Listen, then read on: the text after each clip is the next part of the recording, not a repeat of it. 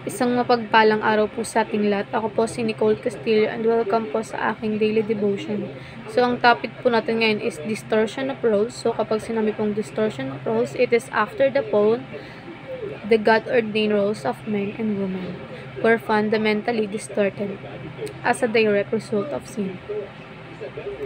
This distortion leads to conflict, broken relationship, and power struggle in marriage and society. Instead of servant leadership and loving submission, sin introduced domination, passivity, and rebellion into human relationships. The struggles between men and women is not part of God's original design but a consequence of the fall. So, ayon po sa Genesis chapter 3 verse 16, I will surely multiply your pain in childbearing. In pain you shall bring forth children.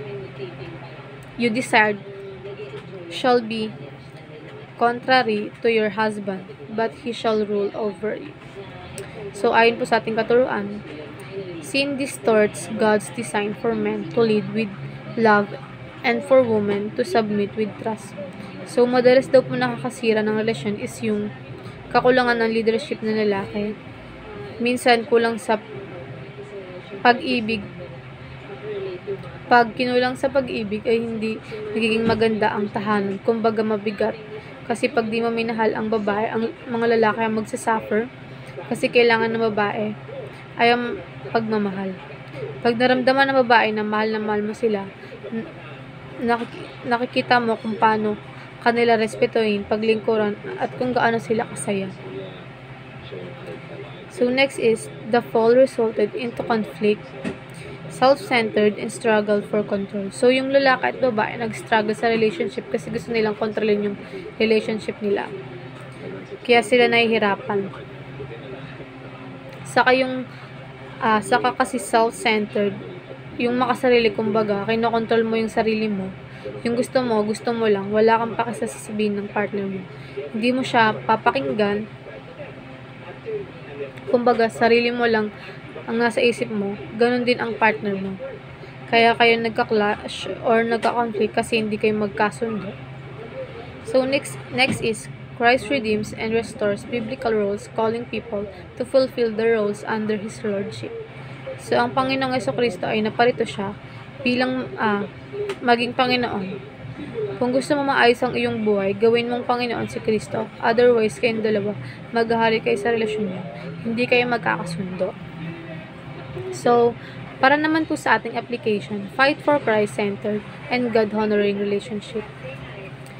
So, ipaglaban po natin yung Christ-centered and humingi po tayo ng basbas sa Diyos para sa ating relasyon sa ating mga partner or kung may partner man po kayo. So, dapat hindi po tayo maging self-centered, maging Christ-centered po tayo.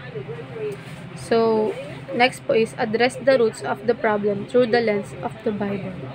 So, yung mga pinagmulan po ng ating mga problema is i-address lang po natin yun sa pamamagitan ng Biblia.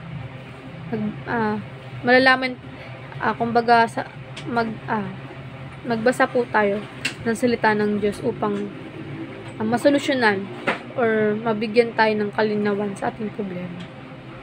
So, next po is submit to the Lordship of Christ and allow His authority to shape your marriage and family. So, kung may asawa na po kayo or may pamilya,